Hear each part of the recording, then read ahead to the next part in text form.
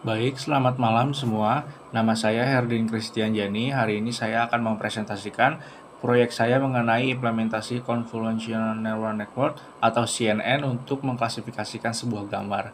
Pada studi kasus kali ini, saya mengambil klasifikasi biner untuk membedakan gambar kucing dan anjing menggunakan dataset dari Cat and Dog dari Kaggle. Ini datasetnya, saya ambil dari sini. Sekarang kita akan masuk pada setup dan unduh dataset. Oke, untuk mengambil atau mendownload dataset dari Kaggle di sini tentunya saya harus punya kaggle.json untuk menghubungkan dari Google Colab supaya bisa terhubung ke Kaggle supaya file datasetnya bisa di-download. Begitu. Oke, selanjutnya kita masuk pada dataset dan persiapan data. Nah, pada tantangan yang pertama ini, saya itu mendapatkan dan mempersiapkan data. Nah, saya itu menggunakan dataset dari Kaggle yang berisi sekitar ada 10.000 gambar.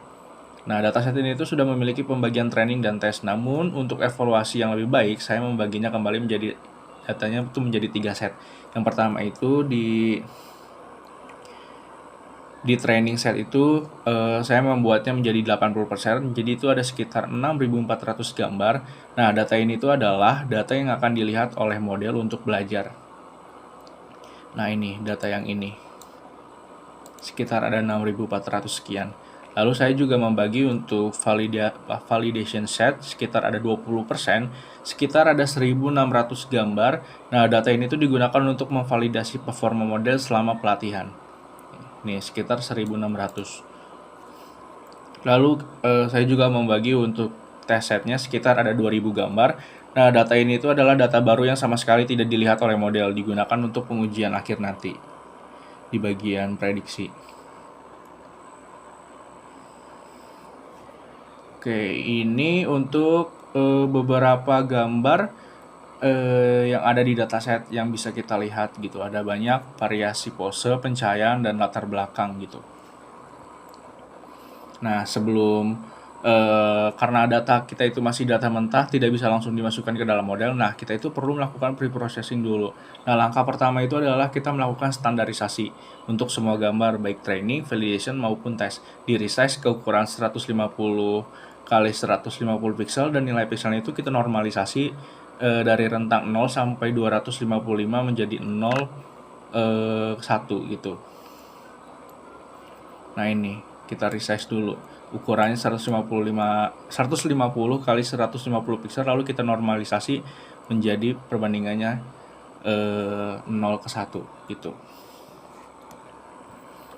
Lalu langkah kedua itu ini juga nggak kalah penting. Jadi nanti setelah kita lakukan yang tadi, kita lakukan yang kedua itu data augmentation. Nah, ini tuh adalah teknik untuk memperbanyak data sehingga training kita tuh secara buatan banyak. Nah, saya itu menerapkan rotasi acak, flip horizontal, zoom, dan pergeseran. Nah, tujuannya itu untuk apa sih? Tujuan itu adalah agar model kita itu tidak overfitting dan lebih tahan banting atau robust dalam mengenali gambar, meskipun gambar itu banyak yang miring atau terpotong gitu. Ini sudah outputnya sekitar segini.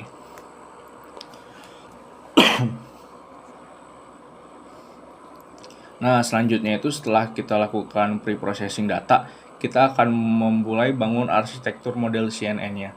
Nah, jadi nanti ini adalah inti dari proyek kita. Nah, jadi kita tuh akan membangun arsitektur model CNN dengan menggunakan banyak fitur ekstraksi. Nah, yang pertama itu ada bagian yang pertama itu ekstraksi fitur. Nah, saya itu menggunakan 3 blok convolutional layer atau convolution to 3D yang diselingi dengan max pooling layer. Nah, tugas lapisan ini tuh untuk apa sih? Jadi itu tuh untuk mengekstraksi fitur-fitur penting dari gambar seperti tepi, tekstur, dan bentuk gitu.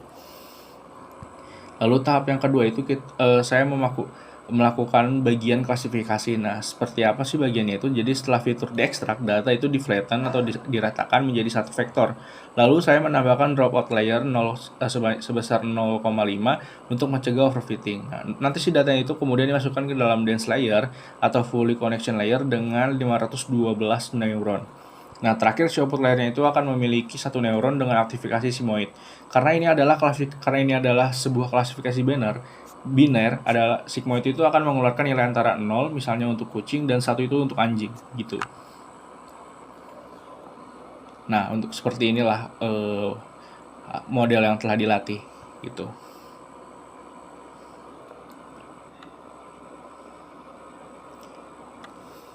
Nah, sekarang kita akan coba melatih model itu dengan minimal ada 10 epoch atau 10 iterasi.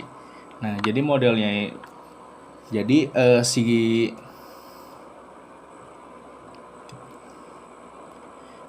akan coba masuk ke grafik aja.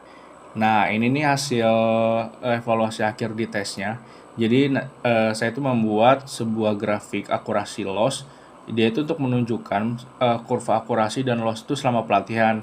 Jadi nanti kita bisa lihat akurasi tren dan validasi itu naik secara konsisten, sementara lossnya turun. Ini adalah tanda bahwa model itu belajar dengan baik di akhir pelatihan. Nah, akurasi validasi itu mencapai sekitar misalnya 80% gitu. Lalu untuk confusion matrix saya juga membuat menggunakan data test. Jadi confusion matrix ini tuh dari data test. Nah, ini dari total 1000 gambar kucing tuh model berhasil menebak angka true negatif dengan benar. Dan dari 1000 gambar anjing, model tuh dapat berhasil menebak dengan angka true positif dengan benar. Jadi akurasi secara keseluruhan itu data testnya adalah 79,5%. Seperti itu. Nah, ini untuk model prediksi gambarnya. Jadi ini gambar kucing tuh berhasil diprediksi dengan probabilitas itu 56,67% gitu. Ini untuk gambar anjing. Lalu untuk gambar anjing juga ini probabilitasnya 71,11%. Seperti itu. Mungkin itu aja penjelasan dari saya. Kurang lebihnya mohon maaf. Wassalamualaikum warahmatullahi wabarakatuh.